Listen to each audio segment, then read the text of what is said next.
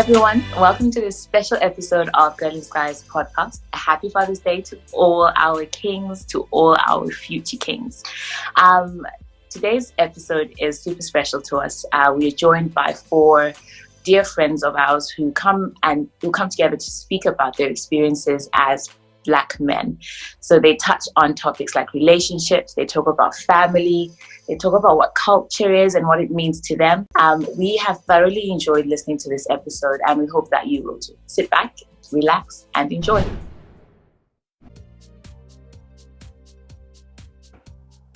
What are you drinking there? Hi. Help. Okay, I know. I've some spiced gin. Wow. Yeah, spiced gin. The good life. Ngithela abaphansi asebesishile. Guys, well, it's been when was the last time we were together? Gosh, it was last Father's Day, right? It's a year, isn't it? No, yeah. May 2020. No? It's 2020. Is it 2020? 2 years, guys. Oh, yeah. It is 2 years. Unless I'm this. Yeah. No, it was 2021. It was 2021. It wasn't 2020. I'm not sure. I think it feels like a while anyway. Let's start by doing some introductions. I'll start with you, Mr. Thabo. Oh, wow. Hey guys, my name is Lee and I live in England for now. And I'm of a good age. Okay, let's go with age, relationship status. Age is a good age. Relation status, I'm not available, and that's me. Okay, Ndaba. Hey, what's up, everyone? My name is Ndaba. What do we say? Age? I'm 29. Yeah, I'm 29. I live in New York, and our relationship status still single. Oh. Hi guys, my name is Thabo. I'm legal. I am legal. I live in the United Kingdom. I live in Cambridgeshire, and I am happily in a relationship. All right. Yeah, boy. Right. Nice one. Well, we want to know more about that. Mina, so my name is Mtho. Hi guys. Hey. So yeah, I live in Manchester. I am 42 years old. I know I don't look at this. This is perfection, right? Some of lucky. Yeah. So yeah. Relationship status is for me to know and for you to find out. But yeah. Great. Can I just ask all of you? I think all of us, except Ndaba, are nearing 40 or above 40. Yeah. When was the first white hair? I'll tell you this story. This is a funnier story. So a while ago, the company I work for now, I started working for them about 7 years ago. So I got there and they said to me, "This is what we want you to do." And I was like, shit, what am I even doing here? I don't even know what they're asking me to do. So I was sweating it. Ndaba, sometimes if you're not familiar with the tech that you're working with. So I took a break and then I went to the toilet. I just washed my head. I was like, I really need to get myself together. I looked on the mirror and I could see this little thing sticking out of my beard. And it was like a gray. This is 7 years ago. I was like, I panicked even more. I was relentlessly trying to pull it out. But now I embrace it. I think it's a look. I like it.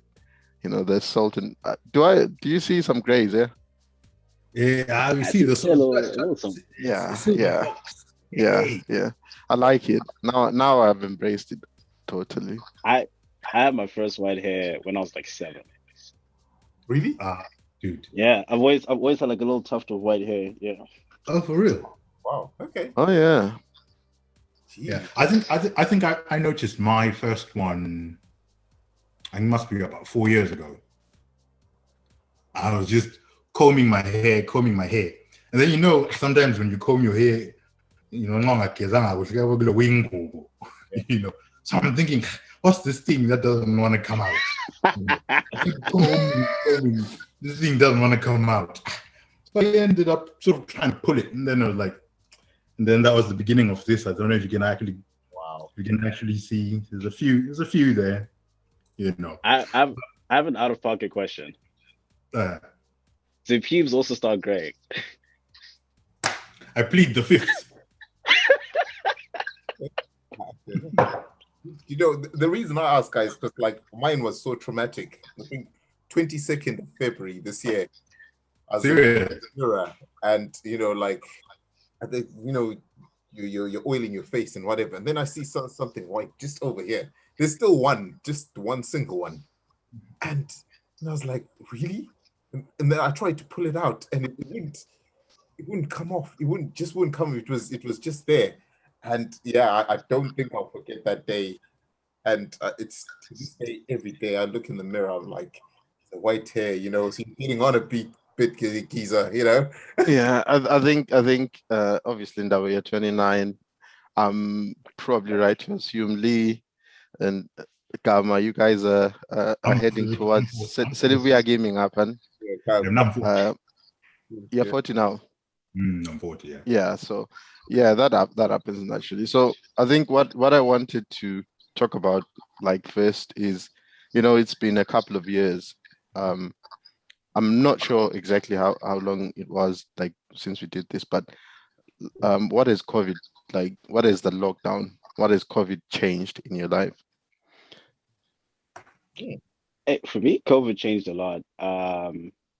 Especially like because like I used to live in Boston and I used to work for a particular company, and then I got laid off there, and I was like, oh fuck, it's the end of the world.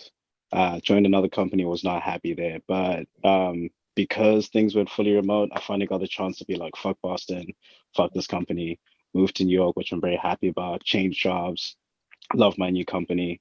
And so yeah, that was kind of the positive thing for it. I'll always ask people who move to NYC, cost of living, dude. Yo, New York is wild. What? Especially rent now. So the neighborhood that I live in, pre-pandemic, a one bedroom was like maybe 25, maybe $2,600. Now I can't find anything that's less than $4,000 for a one bedroom. Yo. And it's not just that apartments are like mad expensive. Like there's this one joint, asking price was $4,000, but because people wanted to live in that neighborhood, it ended up renting out for 6,100 because people just outbidding each other. Like this city is ridiculous. It's stupidly expensive. So you moved from Boston to New York now, Ndaba? Yeah, baby. Okay. Lee, in terms of like just your life, what has happened in the last 2 years, and what do you put down to the lockdown or COVID per se? To be honest, I won't even lie, and sometimes it will come out wrong, but once this COVID thing was happening, it was really good for me. The sort of job I do always demanded that you're in the office.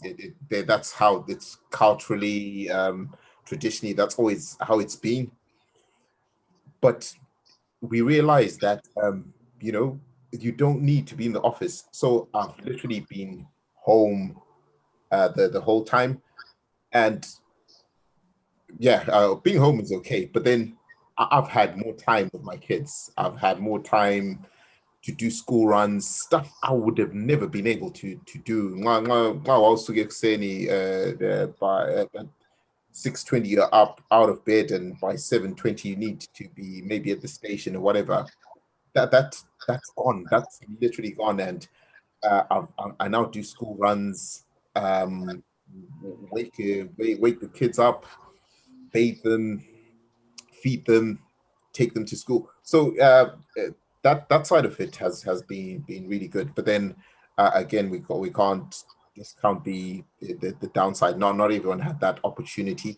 But then there's the savings as well on transport to work. You can wake up at if you don't have kids. You can wake up at 9:15 if you're starting at 9, and you can be by your desk or your home desk at 9 o'clock. It's been so good for quite a lot of people. I know it's been really good, and yeah. So you'd say like the way you work has changed, right? Incredibly, and I think I'm more productive for it as well. Okay. When I am at work. Kamawena, what like obviously I'm not trying to drill down to the nature of your job. I just want to know like if anything has changed in the last couple of years.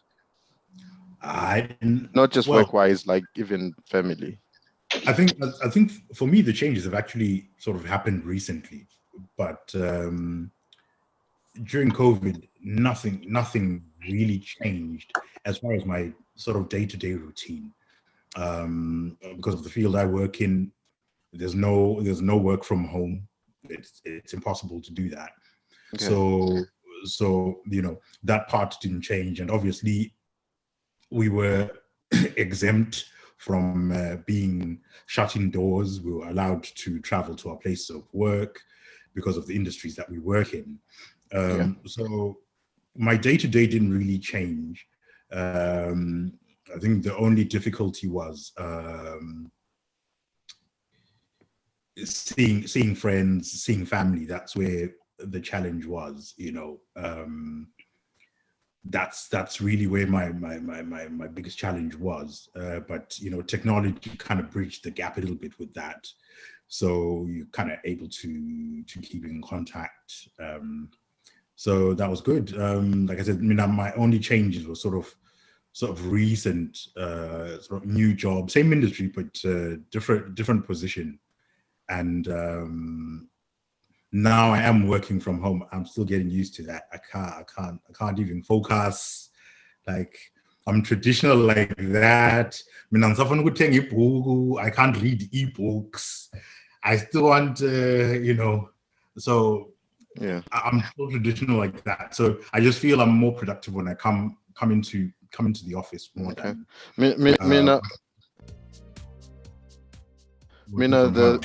The thing is, so I think one thing that the last couple of years has taught me is that I used to think I had a bulletproof psyche. I used to think, I'm the guy, I can cope with anything. But the lockdown, like, I don't know, like if you guys want to talk to on this, like mental health for me has become like a big thing, a big focus for my life. I think Uguti, I live by myself, and just spending countless hours like at home by myself. You tend to think and think and think and think until you can't think. But yeah, so that's what I mean. So I think, yeah, I realized like no one can operate as an island. I think you need bridges wherever you are. I will say, I think like the one thing that really saved my mental health was that house party community, right? Because like I was also living by myself. It was like midwinter in Boston, so short days, snowstorms every day. So just like depressing weather, depressing space to be in. You couldn't go out. Like all the restaurants and stuff were closed. So talk about house party, Ndaba. What is house party? Oh yeah, so house party is this app which RIP. It was. Yeah, it was this app where it's like a video group chat, but you can like hop in and hop out of like different house parties, and that's how I met all of you. But yeah, like during the pandemic, like after work you'd hop on, and like people already, because of the time difference, people already like 6 drinks deep, chatting about the most random shit. And then like you hop in, you talk to these people, and the people on the side of the world start joining in later. And yeah, got to meet like a lot of amazing people, got to have some really awesome chats, made some amazing lifelong friends from that. And if I didn't have house party, I have no idea where I'd be. Like that's safe. Like, oh my god, life would have been so rough without that. Yeah, definitely. Lee, you got something to say? No, so and again, I had a totally different experience. I think during lockdown, had a newborn, newborn baby, and that was literally almost the focus. I hope police are not listening. Broke lockdown rules several times. We carried on like, well, it wasn't normal, but like I got me friends you, and family. you flouted a few regulations here, and I hear I'm a £50. I hear I'm a fine. I hear. Yeah. So Party gate, like beer gate. yeah, no. It's out there 10 dining party with Bojo. Still dealing with those guys. They won't be coming to me, but I hope no one reports me. But we chilled out. I was quite fortunate. I family quite close by, friends quite close by. So yeah, we did flout the regulations a little bit. But then beyond that, when you talk of like mental health as well, during the lockdown, I didn't have much issue. But then this year, like in South Africa, people like Ricky Riggs and Patrick Tribe, these are black males. These are people who have got really seemingly successful. They've literally got everything going. And then it just becomes too much, and they take. So there is really something there. With Rick, especially that quite touched me because I once DM'd Ricky Rick about something. He actually responded. So I was like, this guy who had time for everyone, and that's the feedback that everyone gives. He had time for actually everyone, and there was it says a lot about like men and mental health, isn't it? Like Sifela Pagati, like we don't out our pain, and you get to a point where someone's like really suffering, like Ricky Rick ended up like ending his own life. Even for people like Ricky Rick, like as you said, that he had time for a lot of people. I think another thing that men don't really understand when it comes to mental health is you can't pour from an empty cup, right? And so even though like you're going through a lot and you need that time to yourself, us gents never take that time to just like let everything settle, get like into a good mindset from it. So like you're going through all of this and you're not saying anything, and people don't know you're going through this, but they're still asking you for stuff, and you're still out there being there for people, still communicating with people, like instead of just taking your time. And then you just get to a point where you've been running on empty for 6 months. It's a bit too much. Yeah. So what I wanna segue towards like Zimbabwe. How are you guys? How do you handle black tax, for instance? Like talk about mental health. Like I think if you got like folks back home and you can't say to them, I'm not feeling fine today, my head is not like feeling too well. If black text ilenzan, how are you guys dealing with that? Yeah, that's a never-ending one, bro. That's a never-ending one. I think towards the end of last year, Amasela stole electric cables just near Nkaya. It affected, I think his income was 10. And they just turned around and said, okay, you guys are going to have to pay towards that. I think it came up to about $250 per household. So it was 10 households that were affected. And my mom is on insulin. So that was 3 weeks without electricity.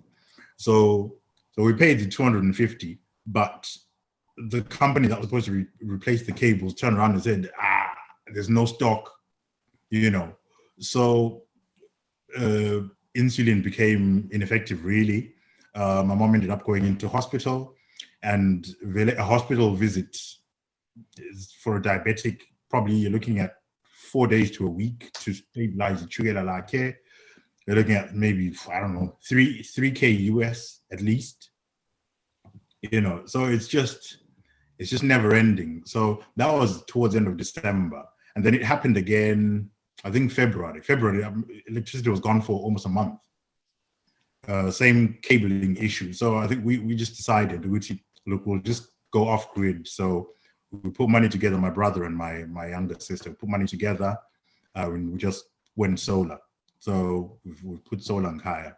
We don't have to really worry too much, about electricity. But it's very expensive to get sick kaya, and it's just how does that make you feel though? Like like you said, it's ongoing. Like yeah, you're just living on edge, about.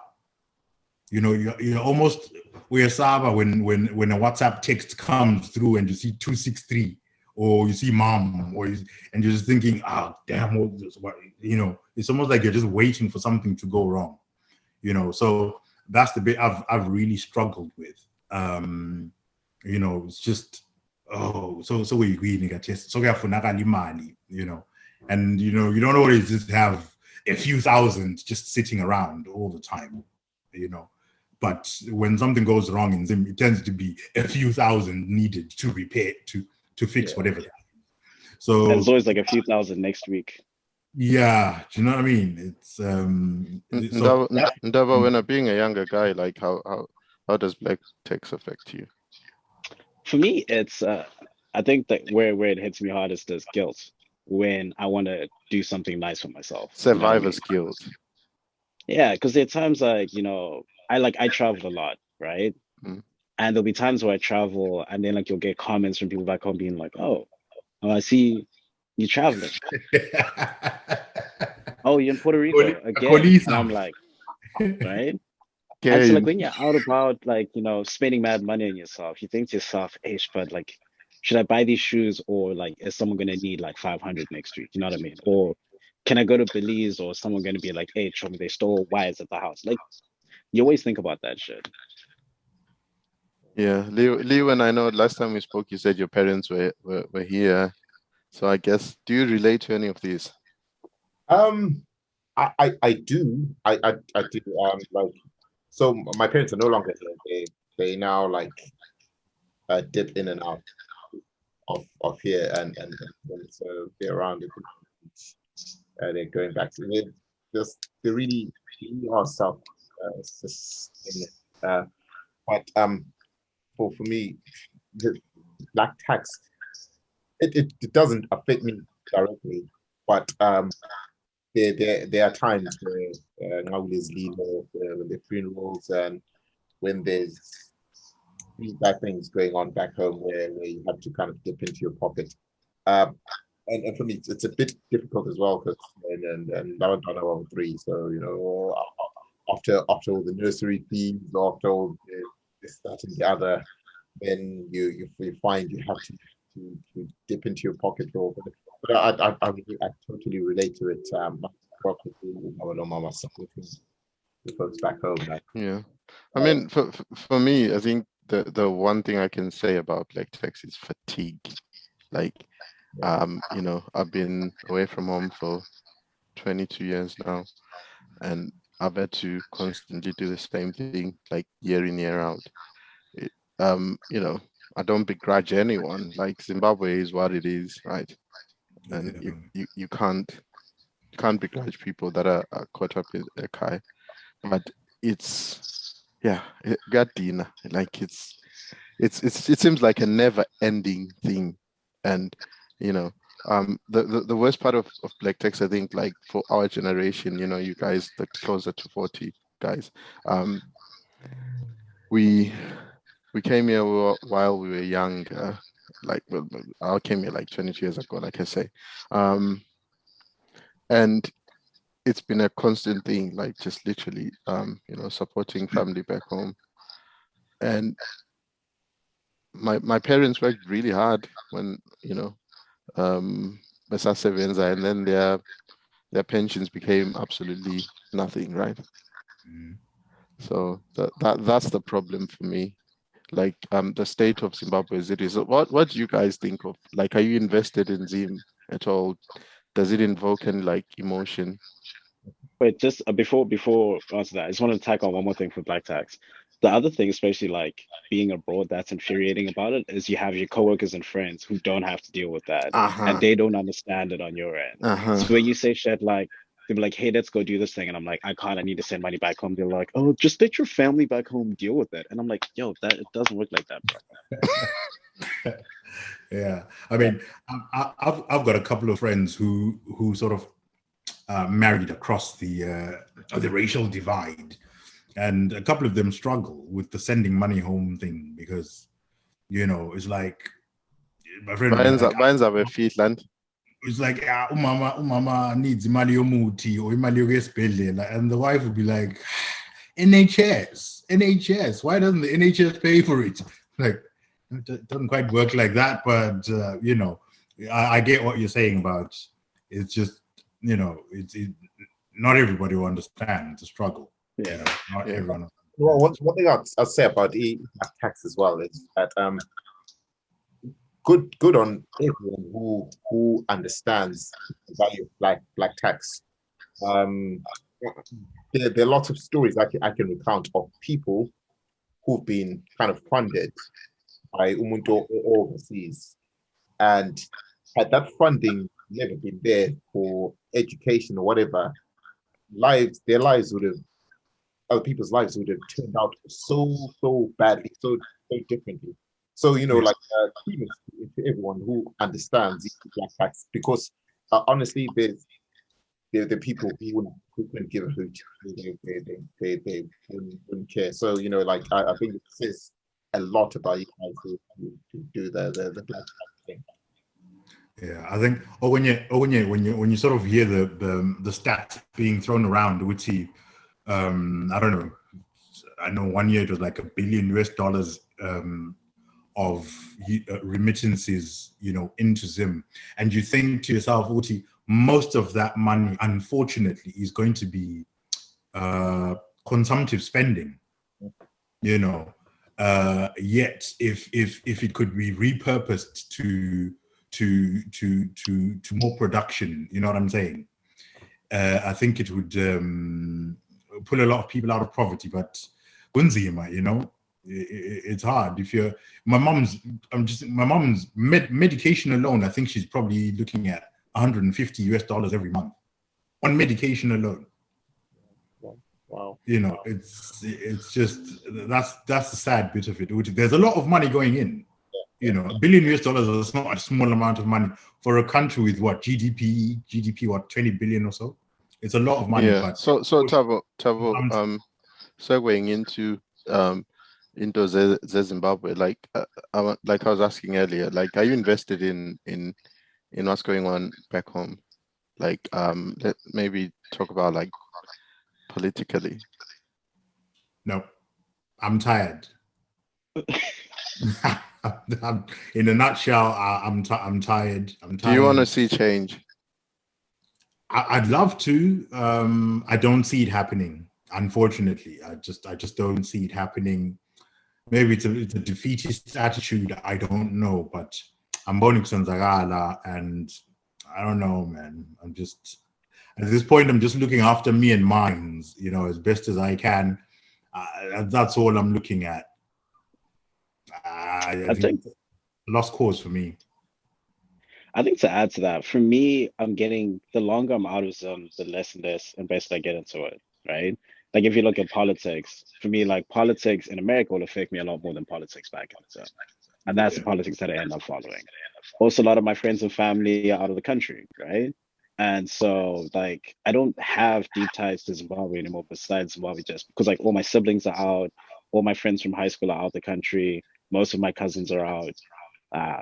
And so like it's, for me now, it's just the trend it is to grow up in, and I'm just getting slightly and slightly less invested. Because it also, like, Zimbabwe doesn't do anything for me as a citizen, right? Like even now trying to get my passport is the worst fucking experience. Like something that simple. And you're like you can't even do that right. You know what I mean? Yeah. Do you wanna go? I'm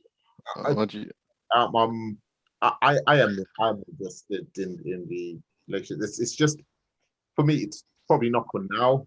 It's just for like later on at retirement age and when I'm getting on it. But something that's come to the fore for me is things like energy bills.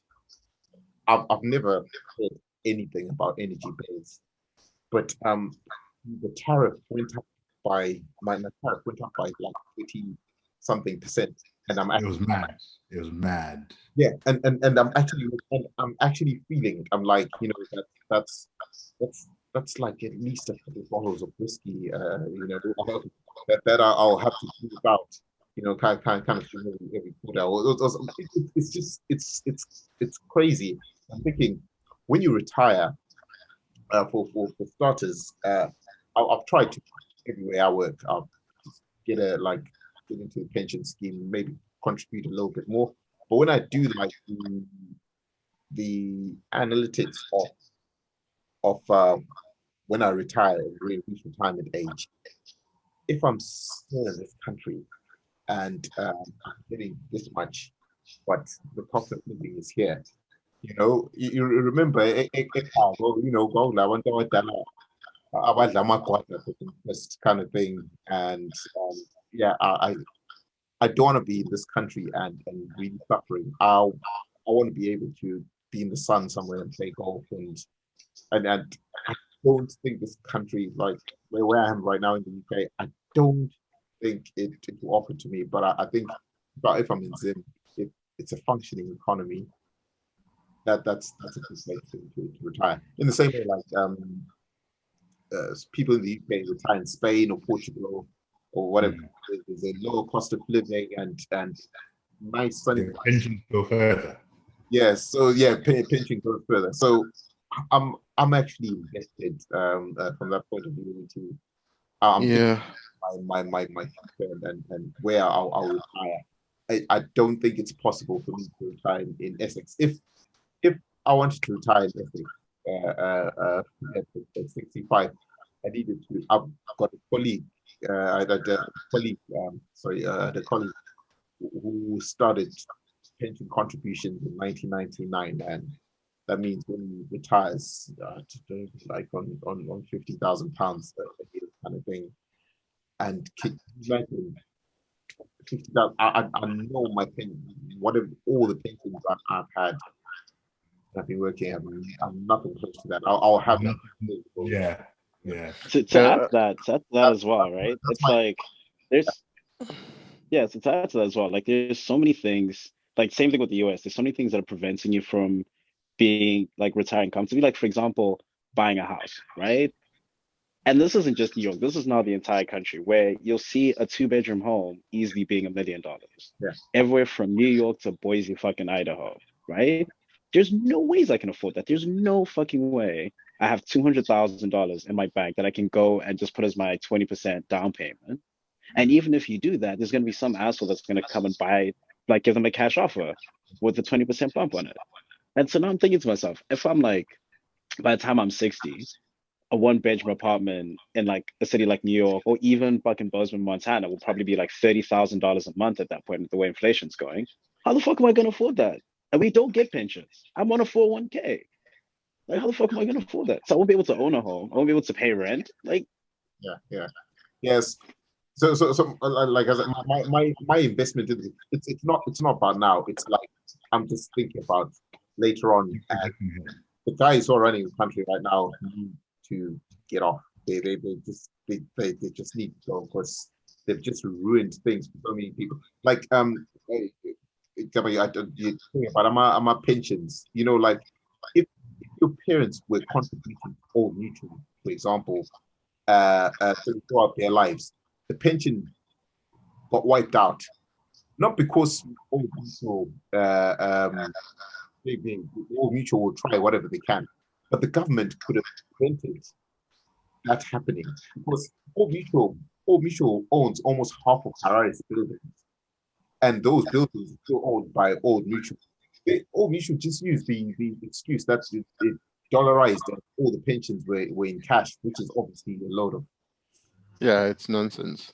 There's There's no cash deposits where you save pensions. Exactly. Right? So those people's pensions are there, but just because a irresponsible government got backhanders, people who were paying every month towards a pension get like $10-15 a month. Imagine. Dollars for a month because or mutual could get away with it. It's crazy. What I want to speak to was the stuff that's happening back home. Like it affects us, right? Like we are. I hope I speak for everyone. Like we're all in. Well, I don't want to say diaspora, but like we're abroad. Like we left home because it wasn't comfortable, right?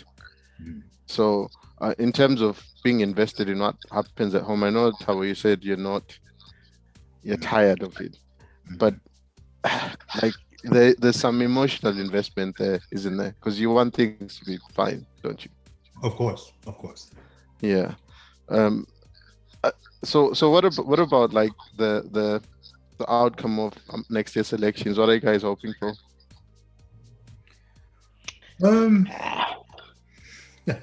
Same thing we hope for every cycle, but hey, it's just likely to be the same results again. Just the thing. I really want to change. You know what? I was quite moved this morning. I was on Twitter, and it turns out I think it was the most wanted guy for Rwandan genocide was hiding in Zimbabwe in full sight, interaction and support of government officials. This government that we have right now, honestly, is just the worst thing. This week alone, they're like, no one can lend. The banks can't lend to each other, and lending is suspended. Where under the sun has it made sense, So honestly, any change from what we have right now would be so good. And again, you see, there's this Instagram page called the Millionaires, or the people driving McLarens and like really strange stuff for a country which is apparently in poverty. Did you see the mayor of an MP MP Wekokwe somewhere in Kokwe, living somewhere in Harare? He's got like I think it's a Porsche. I don't know. Was it a Lamborghini? Yeah, it's a Lamborghini truck here. And apparently he's been keeping neighbors up like all night, like revving his car like nobody's business. Yeah. And this is an MP. These are the.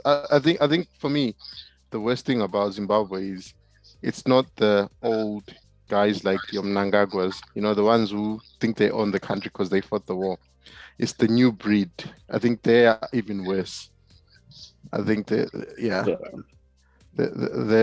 just going to be something else. They're probably going to hold the country at ransom for even longer. What do you guys think of like this whole thing about the shield thing being taken down at the airport? Why? That's my question. Like why? What is the benefit? So the rumor goes the Minister of Transport was flying through Joshua Mkavugo Nkomo Airport and saw the Nguni shield and said that's a tribal thing, take it down. That's why it was done. I think it's called Mr. Mona or something. Why we a free trade fair? So why we a free trade fair?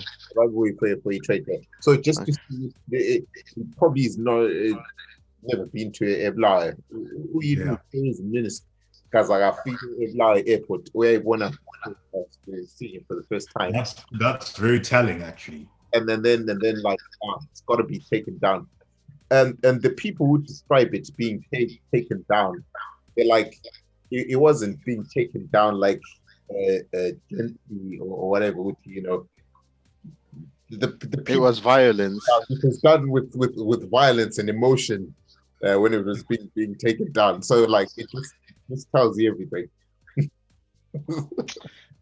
And it's like that how they changed Aphides, right? So it's not just that they changed it, but what they replaced it with is garbage. That shit looks like it was printed out on an A4 paper and just stuck up there.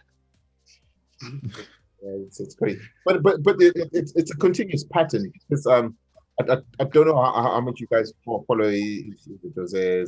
Matland, but then there are people who've been trying to erect memorials. You know, like how in every town there's a memorial for World War II and people who died. So for example, for Kogarundi, in various parts of Matland, they've been trying to erect plaques with names of people who disappeared or emasculated or whatever. Every time they erect a memorial, within a couple of days or within the week, Desecrated. desecrated, it's been destroyed and whatnot. And it's the same mentality, it's the same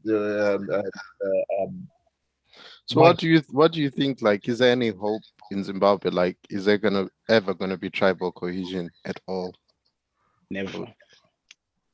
I hope there will be. I mean, because again, if we look at like models like as South Africa, I don't know how you guys travel there, but you'll go to say Cape Town, you'll go to KZN, you'll go to Johannesburg. I think there's lots of Gauteng. yeah, yeah, but there's different languages in every different province. Even the number plates of the cars are different. Even the minutes. So people are allowed to kind of run things the way that they. There's Heritage Day where you're allowed to celebrate who you are, which tribe you are, right? Without like being without shame. So people go to work begqoka into abazifunayo, amashangane ahambe egqoka ishibhelane, amaZulu, they wear whatever it is they want to wear. AmaSotho bayafaka ingubo yabo leyana with the straw hat and so on and so forth. And that's celebrating like differences in a nation. Whereas in Zimbabwe, I hope like this comes out right, but like there's just like Shona supremacy is on demon time. Like this whole thing that we're talking about, like taking down a sign at the airport, because the minister looks at it and thinks, oh, this is a developing, take it down. But you are in Bulawayo, right? Ugo Bulawayo, this is the land of the Ndebeles. Why would it offend you? In Harare, there's the Great Zimbabwe Monument in Robert Mugabe Airport, and no one has ever said, oh, that's a tribal thing, take it down. So for me, it actually pains me the fact that I think it's a ZANU-PF thing. I don't think that in Zimbabwe there was always ever like people thinking they're better than others, like this one tribe dominating everyone. It's been a ZANU thing. ZANU has made sure that we're divided. We don't trust each other. That's why in you're talking about South Africa. South Africa, how many presidents has there been since independence? 3 or 4, right? Yeah. So first one was Mandela, who was a Xhosa. The next one was Mbeki. Mbeki is another Xhosa, right? Mhm. The next, Motlanthe Oh, sorry? Halima Motlanthe. or Halima Motlanthe. I don't know. Yeah, I think but he's right. I yeah, think he's so Sotho. and then there was Uzuma is a Zulu. Now there's this guy Shanganan. Oh, is there a Bedi or something? I don't know. I'm big, yeah, I'm Yeah. not sure. So like there's nothing like, oh, you have to be this tribe to be a president. In Zimbabwe, it's so shameful. Even CCC won't allow, same thing that happened in Zezanu, and Ndebele can only be a vice president. Which Have you noticed And this? that's why I think like the tribal thing will never go away, because like it's a culture war thing, and that's how ZANU is keeping power. If you get tribal cohesion, what else do the people in power have to kind of keep the rest of the country oppressed, right? But It's the same then, thing with like the yeah, LGBTQ rights as but well then in Zim. Like if I they're think when people can relate to each other, like uh, um, you know, despite of which tribe you're from, if we can just see each other as Zimbabweans, like we all suffer the same. Obviously, Ndebele suffered differently in the 80s because they were getting like literally getting murdered, right? But now every Zimbabwean, you know, is struggling. So so what incentive does like say a Shona person in Zimbabwe have to break down the system and they're benefiting so much from it, right? that's Like it's true. easy for us to Yeah, say that's abroad true. because it doesn't That's true. affect us. But if I'm in Zim and like I can get that promotion because I'm Shona and like the Ndebele guy that's gunning for it can get put down because of that, I'm not saying that I'd actively go for it, but like people just be quiet and be like, I'm It's just it's the same thing with white people, right? Like where we exactly. are. So, you know, they all say, oh, you know, it's terrible what happens to black people, but they're not gonna go against the system because the system favors them. Exactly. And that's the problem. I think once everyone in Zimbabwe appreciates that you know, we're all like one basically. Because obviously we were suffering from the 80s as Ndebeles, and we are here now. Like ZANU PF 40 years later have totally failed, and their failures are affecting everyone, right? We shouldn't have to wait to get to that stage. Absolutely. And on the shield thing, do you notice that there's like deafening silence from CCP?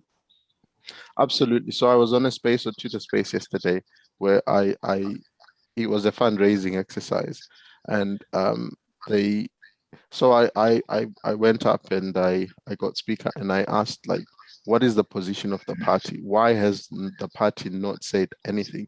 I'm not going to lie to you. I've donated because, you know, I don't know if you guys like you've seen BK hosting like spaces to raise like donations for CCC candidates in whatever, and I do go on there and donate and stuff like so. I went up and asked like, why hasn't anyone said anything? And yeah, the silence was deafening. They literally were deflecting like people that that were just on a space. I said like, what is your opinion of what's happened? And they were just all deflecting, and it's really like it's disheartening to say the least. Yeah. Wow, wow, wow. That's really sad. It's like should these guys get into power, well, what's the guarantee that they actually understand the issues? It's probably going to be too cheap. I think CCC are just like ZANU and CCC are two chicks of the same bum. Literally. I'm stealing that line. It's just that. They're just two chicks of the It's same bum. it's the same shit. It's the same shit, basically. Yeah. I see you now. I see you. Yeah. So I guess let's move on a little bit, guys. You know, things aren't easy right now. We're talking about like, you know, gas prices and like and stuff like that. So what do you guys think about like cost of living? Because it's getting expensive. Things are um getting hectic. Why is outside so expensive? I swear, the second my foot leaves the house, I'm already $20 down. Yeah. Yeah. Damn. I've felt the fuel prices. Um, I, I used to fill up my car with like 60 or 70 pounds. I filled up today. It was 110 pounds. Damn. Not only that, there was this gas and electricity. I was looking at the tariff. I'm now paying. It went up by 33%. I was like, I couldn't believe it. Then I pay no. I think 33% is generous, isn't it? Some people said it's been going like up 100%. I've heard 52, 49. Yeah, It's I, just crazy. it's my direct debit month is 300 and something for gas and electricity. And I pretty much live, you know, on my own most of the time. So I don't know. I really don't know. how this will end. But it's not good. And just goes back to my point about retirement. Where am I going to where am I going to go with retirement? And can you imagine if you've got a direct debit of like 200 or 300 pounds? Oh, when you're retired, you're home all the time, and I think all the people feel the cold a bit more. So it's Yeah. heating on That heating. heating's always on. Yeah, and if you like your wine or whatever, you'll have to forget about that. You'll have to drink water or orange juice. So no, no, crazy times. I don't know how cost of living has impacted you guys. And as well, like course of things like nursery fees, you'd be like, I could be going on that Formula One race. So I could have that Porsche, like, and Leon, you're a father to what, three kids, right? How old's your youngest? one and almost two. So you're getting towards 40. Are you close to that point, Yeah, Mtho? close to that. Yeah. Okay, and you're still happy to? Are you gonna have any more? I'd love to have more, but like when I start doing the sums and when I When you notice think of that afternoon, how the quality of my personal life, the kids, I think the kids would be fine, but my personal quality of life, I think I've reached the point where I know that that Porsche is not coming. It's not coming. It's not coming. So, being a father of three and not having any kids, what advice would you give him?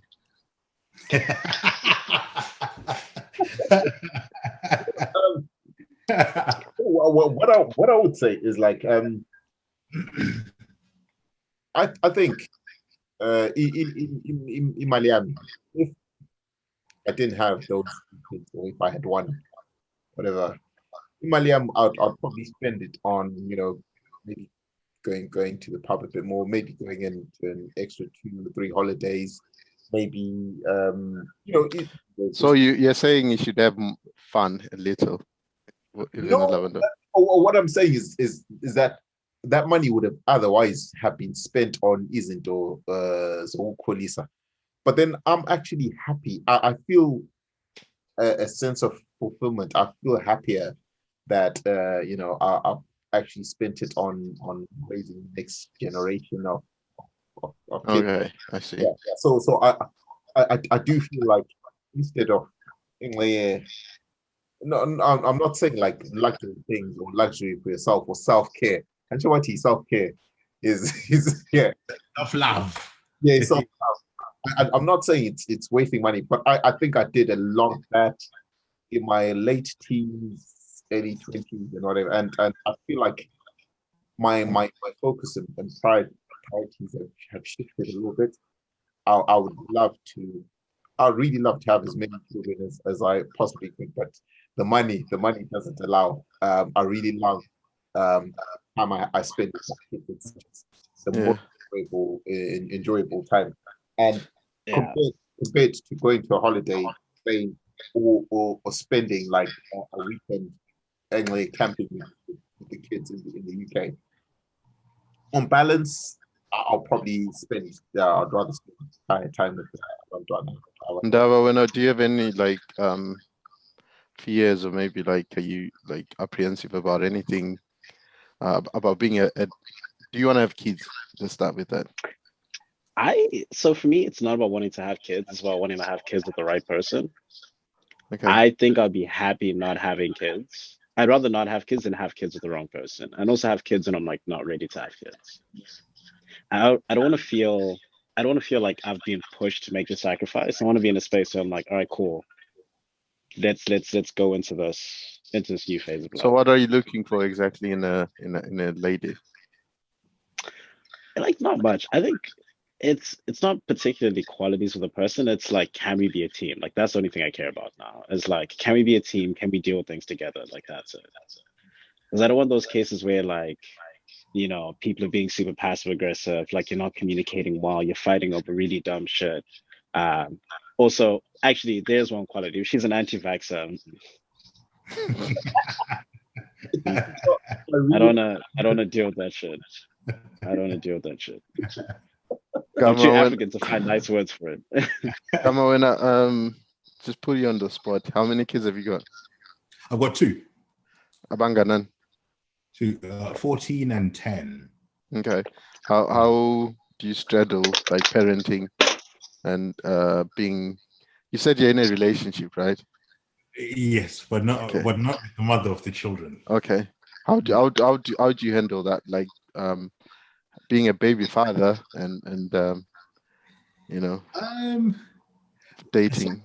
So far, I think it's going okay. I think once I make my relationship a bit more long, so far I think it's going okay. But I think once I make my relationship a bit more long term, perhaps there'll be a bit more to deal with. But that's something I just kind of expect. It's not easy to blend families, Okay. It's not going to be an easy thing, and I'm not expecting it to be. I still want more kids. I'd love to have more kids, maybe a couple more. Okay. So yeah, it's fun times ahead. Leo and your kids. You said you had 3 kids, right? Are they all by the same lady? No. Sadly not. Okay. Yeah, 2 by 1 one. How do you handle having kids by? I'm not going to say multiple, but. No.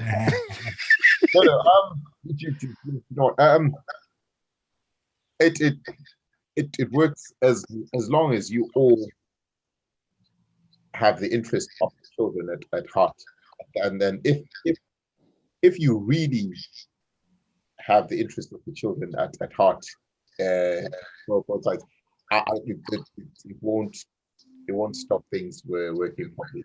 You just need to have the interests of the children. If that's the only thing that drives you, then that's I think in my experience that's what will make things work. Yeah, but I think the worst thing sometimes is when children are used or weaponized, and then courts, and you have other people administering the life, like your little children who can't deal with it. And but I think you put the children at the center of everything, and yeah, definitely. Ndaba, I want to know, like, don't raise your eyebrows as if one is was intensive. I just want to know, like, are there things that you're doing now to get yourself ready to be a father? Like at 29, like you should be seriously vetting people to be potential like mothers for your children, no? No. No, it's because like I'm not ready. I'm like dead ass not ready for that. I'm not ready for like a serious relationship either. You need to move out of New York, dude. Damn. That's problem number 1. Yeah. There's like a lot that I need to work on myself. There's a lot of stuff that I kind of put off that I need to mentally deal with first, before I kind of get into that, Okay. So one thing, this is a cancelable take, so be careful how you answer my next question. So last week, you guys know a guy called Kevin Samuels, right? He died. Who's that? Praise the Lord. Praise the Lord. Okay. Let's I'll start Cow. Do you know what I saw rest in peace, Kevin? So I've never heard of the dude. Okay. The people have been telling me about him, maybe they come from the wrong. There's a clear divide, the people who are like openly like not rest in peace or rest in hell or whatever, the people who really hated the guy. I don't know what he did, to preserve it. So I'll probably learn from you guys what caregiving family is about. Okay, Ndaba, let's hear from you. Fuck that nigga. I give you reasons though. So my thing about him that's very annoying is he's like part of that incel community that consistently blames women for their Incel shortcomings. Bro. Yeah, community. yeah. It's just yeah, not incest, incel. Incel uh, community. like that consistently blame black women for their own shortcomings, right? And so like a lot of things that you would say about women, especially black women, would be like, oh, like, you know, you're not a high value woman, or like black women are like giving all these problems about black women, like, oh, black women are hoes, like black women are like, you know, don't look good and all that shit, right? When that nigga's nothing himself. And I'm like, on what pedestal are you saying all of this shit, right? When you're nothing yourself. And like that was, and that's, it's not like he said that once or twice. That was his entire persona. Like that was his bread and butter. Like that's shit that he would say every fucking week. And the people who were like diehard Kevin Samuels fans are some of the worst people in the world. So you're like, just fuck that nigga. Come. That's his way, Bob. No, like I said, No, sorry. Yeah, I know you've said. We jamba ngekugama. Ngizukuthi uthini. Okay, I mean, I think what I've sort of realized from the bits I've heard about Mr. Samuels, and I mean, I will say I have watched some of his videos, and I think for one thing, it doesn't apply to me. I mean, I'm not a high value man. I'm not 6 feet tall, you know, I'm not 6 figures, but I can tell you right now, I have no problem getting women, none whatsoever. You know, Hey. so he's not really speaking to me. I think I don't know in the States there what the situation is, but clearly, you know, what was his? I think they're saying he's over 1 million subscribers YouTube, over 1 million subscribers Instagram. I guess his message is resonating somewhere. What I will say is, like I said, I've watched some of his content, and I think there is a lot of, but that's typical of sort of YouTube and social media, where things are clipped and posted, and then they sort of, if you don't understand the whole context, to drive a certain narrative, right? Yeah, to drive a certain narrative. So I will give him that, in the sense that maybe some of his messages are taken out of context because people don't go deeper than the short clip and the sound bites. But I mean, that's really what I can say about Mr. Samuel. I will say one thing: a sharp dresser, like his taste in perfume, because I like perfumes. You like his taste in candles. Yeah, he's gonna. Yeah, he's gonna look and smell good in the casket. Yeah. Good for him. If anyone goes to the funeral, that's about it, really. His message is not quite relevant to me. So I think so. I got like two fundamental problems with like a lot of people like Kevin Samuels, right? Is that one thing, they try to generalize people and in a very unrealistic way. And they're like what I like to call where the bitches at niggas, right? Like those guys who like will be at like, say, at the club, and they try to go for like the baddest person in the club. That girl that's like, again, baddest person in the club. She's out here doing her own thing. They try to shoot their shot, or they're too scared to shoot their shot. And then instead of being like, yo, I hit a level, I try to hit a level that I can't reach, they'll come to you in bed and be like, yeah, all woman want is a guy who's 6 feet tall that makes 6 figures. Want a woman like me. And I'm just like, cause girl, you stink, dude. Like, what the fuck? What the fuck's wrong with you? And then on top of that, he does that generalization for black women, make you. So you've heard of six? Do you know 666? Have you heard of 666? Is it that podcast guy? No. What does 666 stand for? 6 feet, 6 figures, and 6 what? Inches. And 6 inches. Yeah. but the thing is that, like, Apparently, most women, it's a thing. Anyway, I'll give you my take on Kevin Samuel. So I experienced him maybe in a different way than most people, because I actually started watching Kevin Samuels before he blew up. This guy used to review perfumes, right? And he was like a style guy on YouTube. I watched him like maybe 3 years ago or something like that, because like Hugh Gamma, maybe I'm fond of, like, a nice smell once in a while. So the thing is, Kevin Samuel started roasting men before he started roasting women. Like, go and look for clips on YouTube, him roasting men, like literally roasting men. The moment he started talking about women, I think he was like pandering. Well, he wasn't pandering, but I think he realized he was trying to play the algorithm, the YouTube algorithm. He realized, like, the more he talks about this thing, he literally just blew up and up. And I think it said a couple of maybe problematic things, right? But people grasp on those problematic things. Me now, there are things that I actually kind of like learned from him. Things like, you know, dating with intention. He's always preaching about dating with an intention from an early age. As soon as you are ready and you think you can you can afford to be married, start to date with intention.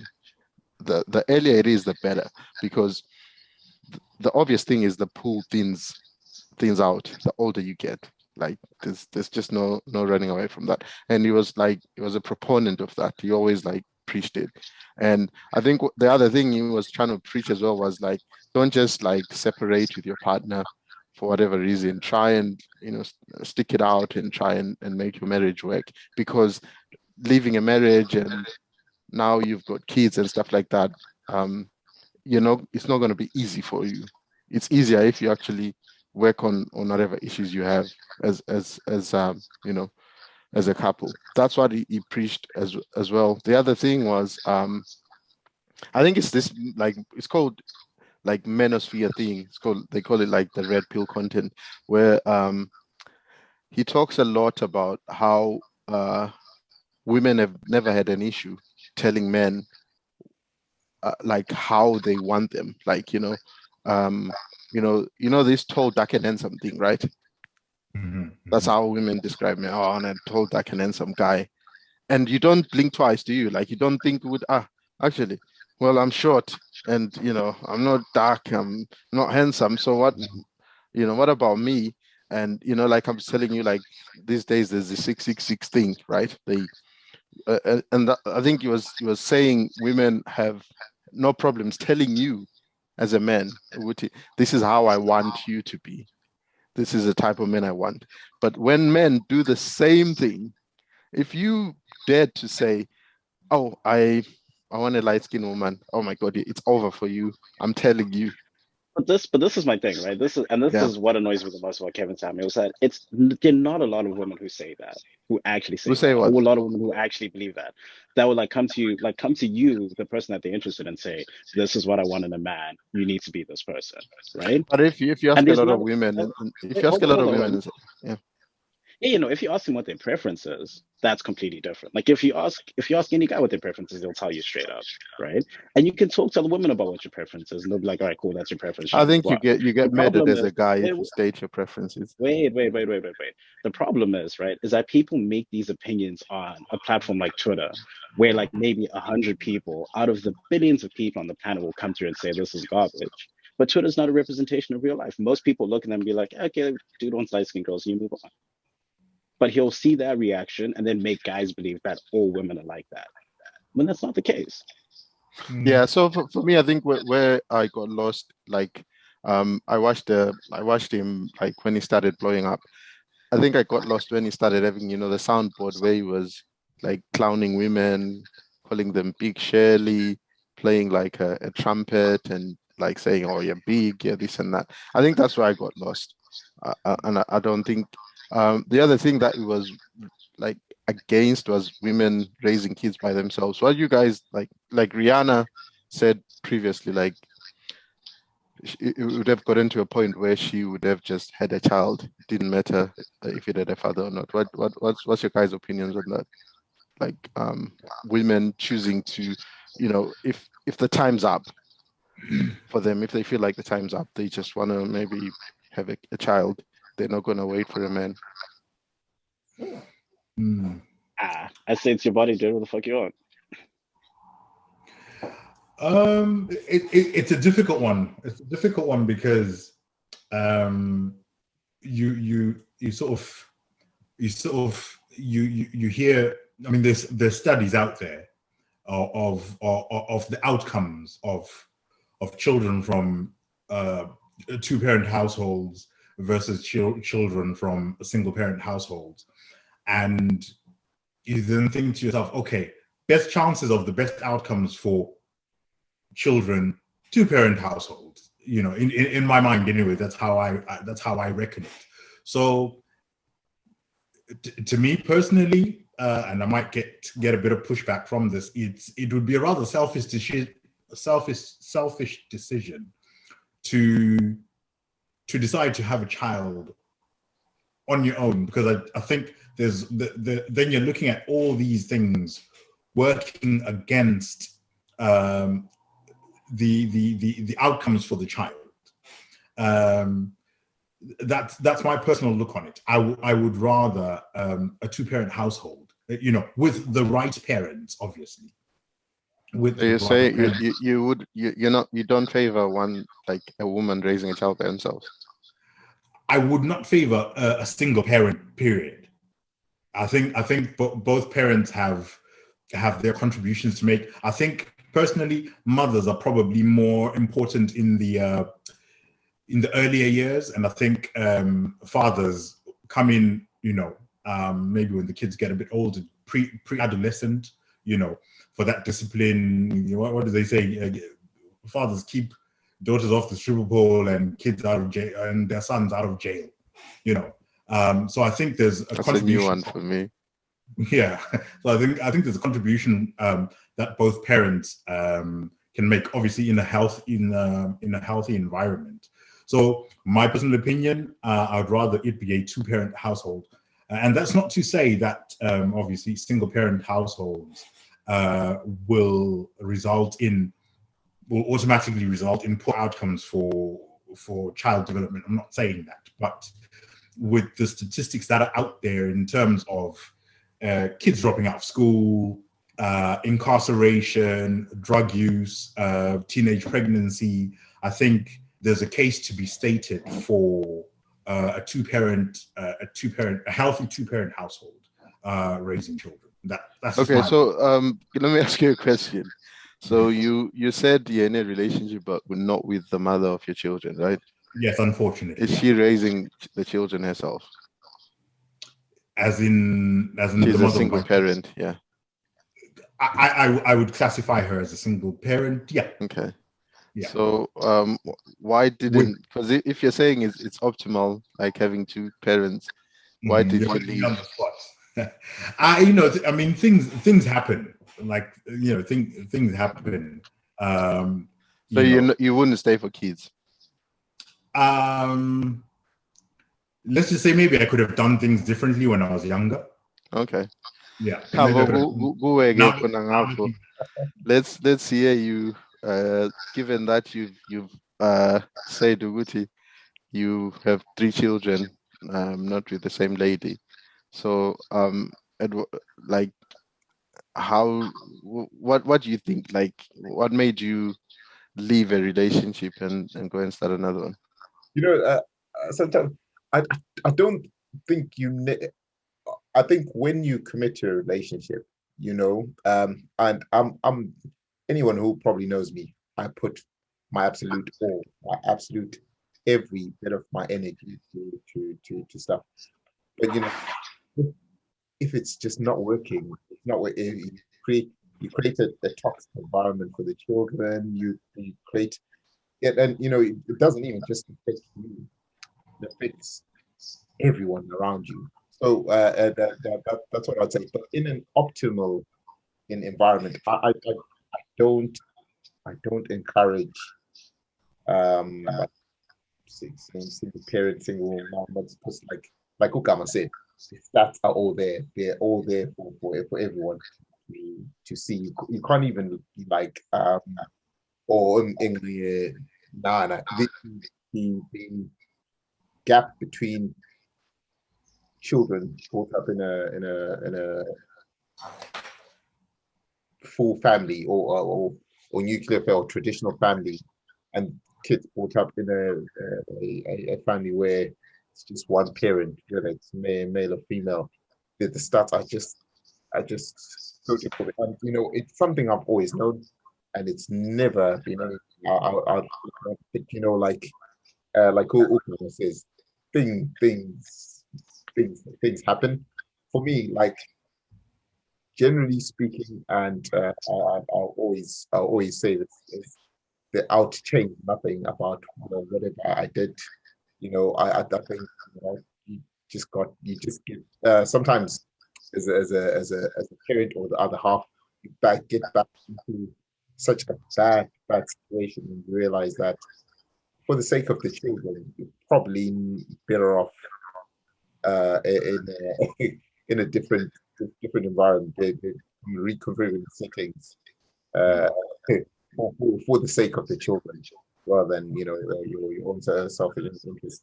But no, honestly, I'll still say it again. I'm totally against children just being raised by one parent. I'll give an example. So, like I say, I'm very hands-on with Baba Donovan. In a typical morning, you wake up in the morning. There's the feeding, there's the bathing, uniform, whatever. In an ideal environment, if two people are helping each other, it makes it so much easier. Even like dinner time, bath time, like alternate. Someone can be doing the cooking, and but if you just don't have the person who's support that sort of environment, or once that sort of environment, then you're just So my thing is, I mean, I was basically raised by a single parent. My mother was here in the US. She left when I was 8, so it was just my dad and I at home. Like all my siblings had left. It was literally just the two of us. And I think he did a pretty decent job, because at the end of the day, right, like you have a lot of people who are single parents, and sure, it's a huge toll on them. But if you're a present parent, it still comes. I mean, like I think I came out okay. There were some things that like I was like, You oh, I think? miss my mom. I think. I mean, there are some things that like I was like, maybe my mother could have done that better, but it was so trivial because yeah. my dad stepped up all the fucking time that it didn't matter. But also like on the point of like having two parents, if we're being honest with ourselves, in most relationships, even like if you're together, even if you're married, like most times it's the mother is still a single parent because the other partner's not doing anything. We're not helping out. You know what I mean? And so like she could be married. Sure, the father could be there, technically. But if all the nigga does is like just come home, watch TV, No. and like not really help out, then the mom's still a single parent. But There's just more money coming into the house now. But I think maybe just to maybe push back slightly on that point, Ndaba, I think men now are more involved. I think maybe our parents' generation, like my dad, I don't know who changed my nappies when I was a baby, but I can tell you my dad was not that guy, I'm sure that was all left to my mom. And I think we come from that generation where fathers were probably not very involved in the upbringing of their children. But I think from my personal experience, I think maybe because having my children abroad, where you don't have the support from family, you can't afford a maid, in most cases, you might not even be able to afford to take your child to childcare. That responsibility lies squarely on you. And I think I relished. I didn't know I would, but when it came down to it, I was very present at the very early ages. You know, when my children were born, I was there. I was doing it all. I was changing nappies. For my firstborn, the mother was at university, so I was working nights, and I was at home during the day looking after the baby, cooking, cleaning. I was doing it all. It was hard work, very, very hard work. But now looking back, I don't know how I did it, but I did it. I enjoyed it, and I think my children thrived from that, from having me as well as the mom, both there, and both our input into their lives. But I think my original point was, I think the attitude towards being a father now has gone beyond just being a provider. I think fathers now are becoming more present in raising their children. That's anecdotal experience, personal experience, and anecdotal experiences. I don't have any stats. I don't have anything. Yeah, so I agree with you. I agree with you there. My point was that, like, obviously the most ideal thing is having a 2-parent home. Yeah. Doesn't matter what the composition of the parents are. I'm just saying that, like, there are a lot of single family people that were raised in single parent households that turn out fine. So if people do want to have a kid and they're not waiting for someone, I think they should go for it if they have the capacity to do so. Obviously, if they don't have the capacity to do so, they shouldn't do it. But can I ask you guys one thing that I'll ask all of you. Maybe you can state different things. Like, one thing you wish women knew about men.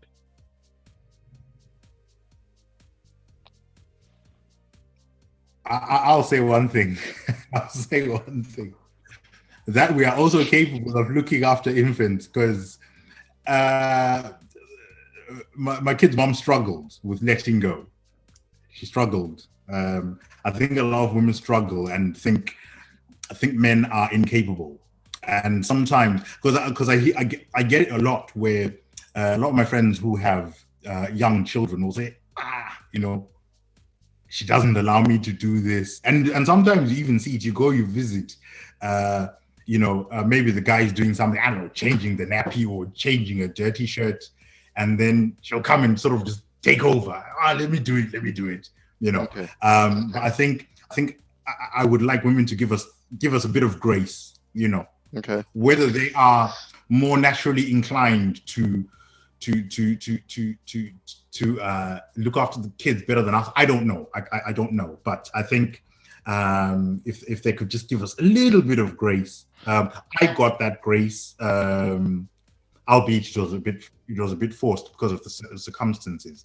And I think I did pretty good. I think I did a pretty good job. I didn't kill the kids. They're alive. They were fed. Here now. Thabo, same question to you. What is it? Well, it doesn't have to be this, like, the same as Ukam actually. What is it like generally? What's the one thing you wish women knew about men? I really feel like I think when you come home at the end of the hard day's work, all you want is like peace. You want peace. You want peace. You want just to be at peace. You spend the whole day fighting, like with your knee on your neck, and all you want to do is just come home and play with your children. You just don't want any struggles beyond what you experience. You had that rude. If you're catching a bus to work, you have that rude bus driver. If you're buying something at Tesco, you have that rude. And when you come home, it should be just a place of peace and serenity.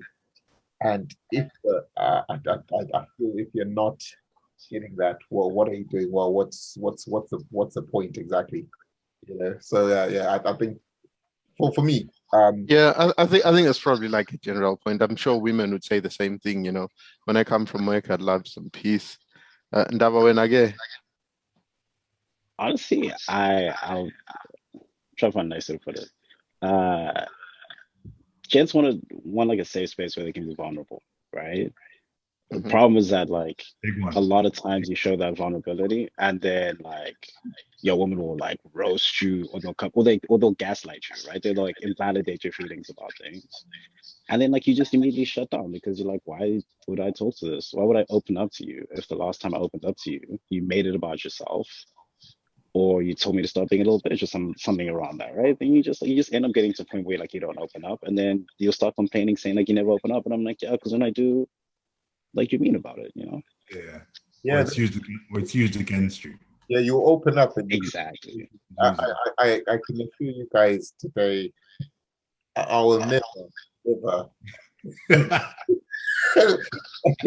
put myself in a vulnerable position ever again. Yeah, it's not. I think Also, I think I resonate like Nte Kulimirali would. I think peace is probably more important. Like you want someone that that gives you peace, right? Someone who's not up for an argument, like at the drop of a hat, like Just because. nje, nje, nje. I think peace is yeah. I think yeah, I'll go for that. So maybe this might not like not this might not be for you, Ndaba, but like you guys, like what is the best thing about being a father? I mean, given this is like going to be a Father's Day episode, what is the best thing about it? You can talk to me, Ndaba, allow it about like your experiences with your dad and stuff like that. What is let's start with I'll you, Ndaba. I'll say my experience as an uncle could be better. Okay. Um, I first of all, I love being an uncle because I get all the fun of having nephews with none of the responsibility, and it's phenomenal. I love it when my nephews will like ask for shit, and I know like my siblings may not want me to buy that, but fuck them, it's my money. I'm gonna spoil my nephews. Um, oh yeah, we should probably cut that out. No, I'm joking. Um, no, I think the thing that I really enjoy about it is just getting to see them grow as people, and you start seeing them be super curious about stuff that like you used to be curious about when you were a kid. Like my brother's kid, I was on the phone with them, and he was like, "Oh, have you ever heard of Pokemon?" And I'm like, I was there when that stuff was made, and like you get to talk to them about this, and you see like all the excitement, and you remember like Yeah. the excitement you had when you were 8 and Pokemon came out, and you just like, it's just they also just remind you that like the world is interesting and the world is dope and like stuff's fun because like you have a whole week where it's like the same stuff over and over again and people annoying you, and then like you talk to this kid who's super excited because he can count to 100. I mean, he misses a few numbers, but good for you, kid. Yeah. Sounds amazing. When I come again. Oh wow. Do you know? So I- I've had an interesting life. I consider my life like in from my teens throughout my 20s. I did lots of traveling. I did go loads. It's not about you, it's about being a father. Yeah, I'm getting to that. I'm getting to that. So, like, I really did enjoy myself when I was doing all this things. But then when I became a father, like my priorities changed. So you had this little human being to look after, making sure they're fed, the nappies are changed, they're clean, they're all that sort of stuff. And I feel like compared to everything I've done previous to that, this has been the most satisfying. It's nice to have my kids. I'll put them to bed. I'll wake up at 5 or 6 in the morning, and they're in my bed, that kind of thing. They really look up to me. They love, and it's a really nice feeling to have responsibility for the growth of these young people, and I hope and pray that I will do the best by them. So yeah, I really feel like compared to the party lifestyle and all the things I've done in the past, for me, this time when I've had my kids doing the school runs, I feel like I'm contributing. Feel like a father in full. I'm being a father, and Yeah. I do feel like they appreciate it as well. Like there's nothing like that smile when Yeah, I think it fulfills you, and obviously it's a great experience for the children. yeah. Right. And again, like it's simple things like I mean, initially the smile on his face. Obviously, it's sad in the morning when you drop them off and they're crying. But like the smile on their face when you come and you're going through the perspex glass and they see you and then they're Yeah. not whatever they're doing, they come running and it's really nice. No, and it's sort of when I pick them up, the beaming smile on their face, and I don't know. I mean, maybe it's like a character thing. I just like happiness wherever I go, and I do really feel like for the first time in many years in my life, like people are so happy to see me are my kids, and yeah, the thing I've felt really fulfilled by that aspect of fatherhood. Okay. Kamawena, what is your greatest pleasure I about think being? it's the milestones for me. It's the milestones. I think especially when they were younger, because when they're younger, they're learning a lot of things. They're just absorbing stuff. So where I think a lot of maybe our parents and maybe even some of our peers will say, "Oh, hey, my wife or my partner told me that Pudding stood up today and walked. I was there. For most of the milestones. First walk when they crawled. For things like immunizations. I mean, I think I did all of the immunizations because I wasn't scared of needles. So I did all the immunizations. It's little things like that. Reading them Bedtime stories. Bedtime stories. I have vivid imaginations of teaching them how to polish their shoes. I bought kiwi shoe brush and taught them how to polish their shoes. Things like that. It's milestones like that I just. Those are the greatest rewards for me. Those are the absolute greatest rewards for me. Mtho, now you've got I've got an 18-year-old. 19-year-old. He's 18, yeah. So I think for me, the greatest pleasure is actually just looking at a young man that looks like me when I was 18. Right. No, he doesn't behave like me because he's vegetarian. He's been vegetarian since he was like 13. Really? He's into the alternative lifestyle. He goes to the gym all the time. He's like a health freak and stuff like that. So he looks like me, doesn't behave like me. But yeah, I think it's just a pleasure of raising a child and looking at them and thinking, do you know what? I've done the best job I could as a person. And yeah, with that, like there's really no more to say. It's Ndaba, you'll come to experience it. There's no greater love than looking at a human being that carries your DNA. Yeah, I'm looking forward to that, but like 10 years later. At 39, I think at 39 your swimmers are gonna be weak. You need to try soon. Show me, my dad had me at 45. I'll be good, bro. Man, like let's end this on a lighter note. You guys, like, maybe what like I'm into F1. Like any of you guys like Formula One?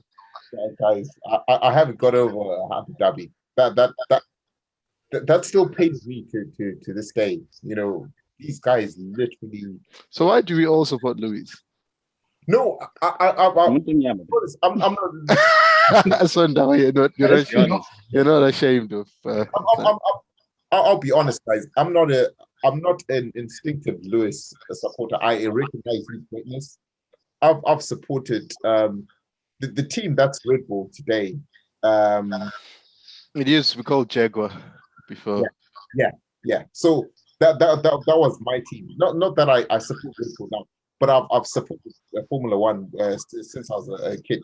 But or even Siseblawe, Breeden Everett near Richmond.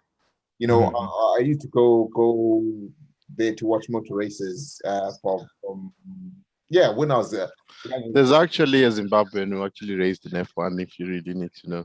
His name was John Love, I think. John Love Motors, I remember. Yeah. So there's a race, there's a circuit in next to North End called John Love. I don't know if that exists, obviously, but it was named after him. I'm on 2K will think we're lying about all this. No, John Love is a Formula One race. Yeah. He actually got a point, I think. I think he had 1 or 2 points, constructors, championship points. Yeah. What about maybe like football? Like how where are you guys leaning? I mean, I live in Manchester. I'm a season ticket holder for a Manchester City. I go there regularly. Damn. I am a very, very stressed out Liverpool supporter right now. I'm a stressed out Manchester United supporter. Damn. We can remove him from this. We only want top 4 teams here, please. I'm Arsenal, but I haven't been able to watch football since Wenger left. It's just so difficult to watch these guys. Yeah, I think you and me same, Capo. You and me same, because no. It's just you can remember that. Remember the Invincible season. That's when I became an Arsenal supporter. I'm otherwise people Highlanders always hope, but since I moved to a new country, I needed to find a different team. That season of the Invincibles was one of the greatest football seasons ever. But we've just never been able to get back to that. All sorts of things, strategy, discipline. So I'm struggling football, and then Lewis might leave Formula One soon, and I love motor racing, but then I don't know what Formula One is without Lewis, to be honest. I mean, if Lewis has been there since 2007, right? So that's 15 years. So I don't know how young or old you are, but that would be a long time. I started watching F1 I think it's probably in the 90s. Oh wow! I'm gonna tell you right now, I've never watched F1 ever in my life. I see tweets about Abu Dhabi, and I'm like, I'm like, I'm sorry, guys. Ayrton Senna. Ayrton Senna. Do you remember days of Ayrton Senna? Well, I know about him. I think he died in the early 90s, right? I know about him. I don't remember watching him. The first time I started watching F1 was like when Schumacher was with Benetton. Okay, yeah. Which is now Renault, I guess. Whatever you call it. I think it's called Alpine now. Yeah. So that was the time that was the time when I started watching F1. So, well, guys, I think we can wrap it up, right? It's been a great convo. Hopefully, we'll do it again next year and not skip a year, right? Yeah, because I think I really think it was 2020. It definitely was 2020. I think so. I mean, my beard was still dark black then. Now, it's salt and pepper. So it must be 2 years, definitely. So where can people find you guys on your socials? Find me on Instagram. My handle is Indabs, INDABZ. On Twitter? Twitter, let's leave it. So are your DMs open, Ndaba? My DM's always open. No, Okay. but you Baba- still have that track of yours. What was it called? Nguni Sutra. Yeah, good. I need to make a follow up for that one. Nguni Sutra on all platforms.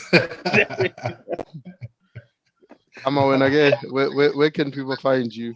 I think you're infamous on Instagram for your Into Zenza Instagram, but if you want to, well, shall we say what you were doing on Instagram? Or maybe Suguchiele, leave it. Let's leave the crowd hanging. Okay. That was a cultural moment. I'm not really active on Instagram that much. At least not beyond just a bit of the occasional voyeurism, but I don't really post much on there. I'm more on Twitter now. My handle is @_Thabo_Gama. Although I've not been active, especially this year, new job, it's been yeah. Zimbabwe. You know, I got a promotion, but like I skipped. You know, get some grades. Money. So it was So it's been quite an intense learning curve. So I haven't really been active on Twitter, but that's really where you'll find me @_Thabo_Gama. Yeah. Yo, Thabo, I say this all the time, man. You need to really get into voice acting, bro. Yeah. Yeah. Even just be radio host or journalist or something. But they say a lot. Yeah. Andy kwenza ku Instagram. Anyway, let's move on swiftly. Mr. Kabo, akusitshele wena ukuthi tholakala. So I'm on Instagram. It's LI_KBO. So Lee Kabo. Yeah, that's my Instagram. And then Twitter. You know, like when Twitter first came up, you know, you do a username that's a bit far out. So it's LEEPHAT. You know. That says a lot about how old you were when you did that. Exactly. You know, I've still got a Hotmail account. I didn't know it was Really? apparently, you know, if he's got a Hotmail account, it's a red flag because it means he's a bit old. I judge people like at work. If I see a CV with a Hotmail account, I just know it's an old bugger. Yeah. Anyway. So my socials are Mtho Moyo on Twitter and Mtho D Moyo on Instagram. You can find me there. My DMs aren't really open, but yeah. I've asked. Yes. Sounds like there's a loophole. Carry on. Why are they not open? Nah, because I'm not entertaining anything. Yeah. Not really open. So will gap. Guys. You're complicating in the sim. Please. I said my DMs are not really open. Really? Or not really open. Yeah. Oh no. So if you wanna message me about politics and stuff, we'll have a ball. But if you wanna message me about bullshit, nah, I'm good. Yeah, that's what I mean. Nah, it's been cool, gents. It's been cool. Yeah. Any final words from anyone? Oh, I think there's a matter that was quite big the time we did this in 2020. Black Lives Matter, and how do you feel the movement has gone? Has it improved people's lives? How have you benefited? Do you think you've benefited from it? It was all chatter, bro. It was all chatter. I'll speak from the US perspective. Like, sure, there's more awareness, and people are talking about it, but like in terms of policies, like the change and shit that's happening, nah, bro. It's still, it's like what I was saying about the Shona supremacy thing. Like, people chat about it. It's a NIMBY attitude. It's like, yeah, Black Lives Matter, just not in my backyard. Like, take that thing. Yeah. I think here there's a bit. I don't know. I've seen a bit more representation, especially in the media. You mean tokenism? But representation. Yeah, again, tokenism. Yeah. Do you remember when Prince what's his face? That's just about it. I think I'm of the. I mean, I think my natural disposition is very unequal, so I don't expect. I think I sort of see myself as a second class citizen and don't expect anything more than that. And I think don't be counter revolutionary. That just lowers my expectations, because otherwise I'll be running around punching people on the streets. So I think for me it goes back to what we're talking about. Like, if somebody holds an advantage over you, why would they want to give it up? Yeah, right? Exactly. And I don't think there's any genuine efforts from the other side to get this sorted. Ndaba would, you can tell us who Joe Biden was asking for money for Ukraine. He asked us for 33 billion, right? And he got 38. They said, no, have more. Yeah. That you can help those blue-eyed, white-skinned people, right? I think you've seen like clips of reporters reporting Ndaba, Ukraine, saying, well, these are not your normal refugees. These are people with white skin and blue eyes. They're not like Afghanis or whatever. Yeah. So it just shows you, like, I think most of it is lip service. I don't really expect people who hold an advantage over you to yield and say, you know what, let's now be equal. Like, there's really no incentive for them to do that. Yeah.